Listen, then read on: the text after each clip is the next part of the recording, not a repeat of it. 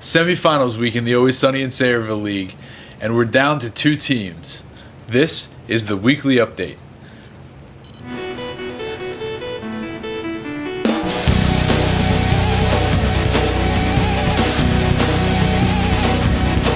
Round 2 of the playoffs gave us perhaps the greatest upset in Always Sunny in Sayreville postseason history.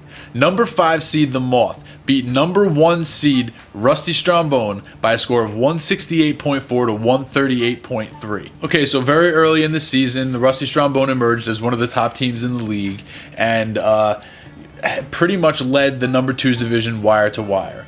They were the top scoring team in the league. They clinched the number 1 seed and first round bye in the playoffs. This was their first playoff game in franchise history. The Strombone got 42.3 points from Odell Beckham and 22.3 from Antonio Brown, which should make their offseason deliberating about keepers all the more interesting. Andrew Luck basically tied his season low with points. He had 19.3. His season low was actually 19 a couple of weeks ago. But it wasn't enough, and Rusty Strombone was dealt their first loss since week 2 of the regular season. But it's not like the Rusty Strombone didn't show up to the game. 138 points is respectable, but the Moth once again was just too much to handle. Their 168.4 points was the highest score of the week by over 30 points. The Moth was once again paced by his big 4, this time led by Des Bryant's 35.4 points. Le'Veon Bell put in 28.9, Tony Romo put in 26.5, and DeMarco Murray scored 21.4, beating the top team in the playoffs against all the odds. Beating the team that most people had picked to win the championship, the Moth secures their first trip to the finals in franchise history. And for that, the Moth is this week's hero. Alright, now I really wanted to give the GOAT this week to Rusty Strombone. I mean, number 1 seed, everybody had him going straight to the championship. People were engraving his name on the trophy, himself included. You know, if he's being honest, he will also admit that he probably had his own name engraved on that trophy. Really wanted to make him the GOAT this week, but it's not him. It's not him. Team Blumpkin just shit the bed completely this week. They lost 136.1 to 100.1. They barely managed 100 points in a game that they were coming off of a first round bye, trying to get some legitimacy, trying to gain some sort of ground for themselves in the face of the league, and they completely lay an egg. And this is not to say that all it was a playoff loss. What this is a culmination of 3 years of playoff anguish. In 2012, these two teams met on almost the exact same platform. Team Blumpkin was the number 1 overall seed. They were coming off of a first round bye, and Shower Hug was the number 5 seed. And Team Blumpkin could only muster 102.9 points in that game and was beaten soundly. Shower Hug scored in the 150 range in 2012 to knock Team Blumpkin out of the playoffs, setting their all-time record to 0-1. Team Blumpkin had a chance for redemption, and they scored even fewer points. They've been to the playoffs twice. They've had a first round bye twice, and they've still never won a playoff game. And for that, Team Blumpkin is this week's GOAT.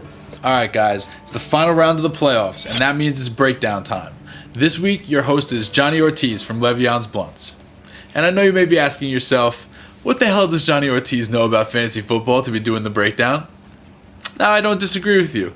However, I figured the more opportunities I give him to speak, the better chance there is of him to say something stupid. So let's go out live right now to Johnny Ortiz from Le'Veon's Blunts with this week's breakdown. Welcome to New York and Deportes. My name's John Ortiz, Le'Veon's Blunts, as you may know.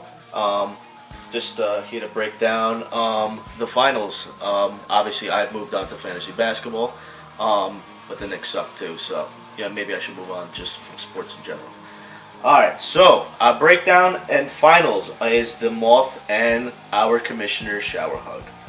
Like I said earlier in the year, I had the Moth a sleeper, and now he's in the finals. So let's go down to my projections. Tony Romo and Drew Brees. Now, I think this is about equal. I'm going to give the benefit of the doubt to Drew Brees, though, because Drew Brees, I feel like, can pick apart that Falcons defense more than Romo can rip apart the Colts defense.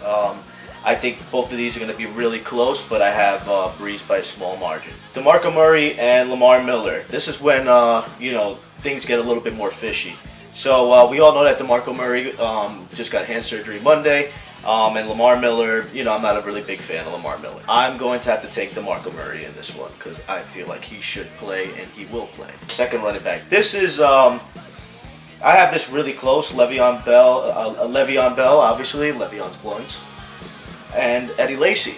So I think in this matchup, I have Eddie Lacy probably running all over that Tampa Bay Buccaneer defense because they're just horrendous this year. I have Bell having a decent game. He's been a monster most of the years, top 5 running back. So I'm going to take Lacy in there. But I definitely have altogether running backs, so the Moth definitely has the biggest strength. All right, let's go to wide receivers. First matchup is Roddy White versus Megatron. And I have Megatron having a big, huge game against Chicago. I definitely have Calvin over Roddy. All right, let's go to our second matchup. My boy, Dez Bryant. Baby back, bitch. Dez Bryant and A.J. Green. Well. Dez Bryant, he amazing receiver. So is A.J. Green. But I'm going to give this one to my boy, Dez Bryant. I mean, my God, this guy's like a top 3 wide receiver. I mean, he's my boy. I wish he was on the Jets alongside Percy. So I'm gonna have to go with Dez right there. Let's go down to tight ends. Jordan Cameron and Gronk. Now Gronk is playing the Jets. The New York Jets. All right, let's go down to defenses. Let's go down to the low ends. Buffalo against Oakland, and the Lions versus Chicago. I'll have the Bills on this one. The Bills has really stepped up as a rival in the division that I watch every single year. I'm a big, huge Jet fan. The Bills have really amazed me this year with their defense, and their defense really complements its offense. It kind of reminds me of the years that the Jets actually went to the playoffs and went to the AFC Championship both years. Great defenses. So I have Buffalo there. And kickers, just whatever. I don't give a shit. Dan Bailey and fucking whoever this douchebag is at kicker and Eagles. Fuck that guy. I got Dan Bailey. Whatever. Basically, this matchup, the Moth and Shower Hug, it's going to come down to the Dallas Cowboys game versus Andrew Luck. And what we know is that Romo's had back issues this year. DeMarco Murray's been taking a punishment. He's having a phenomenal year, #1 running back in fantasy this year. But I have a feeling that it's going to go down to Dallas scoring points, and if Dallas can have a shootout against Andrew Luck and the Indianapolis Colts. So overall, I think this is going to be a good matchup, but I definitely have Shower Hug coming out. There you have it. Shower Hug will be our champion this year, and that is my predictions. Back to you, Commish.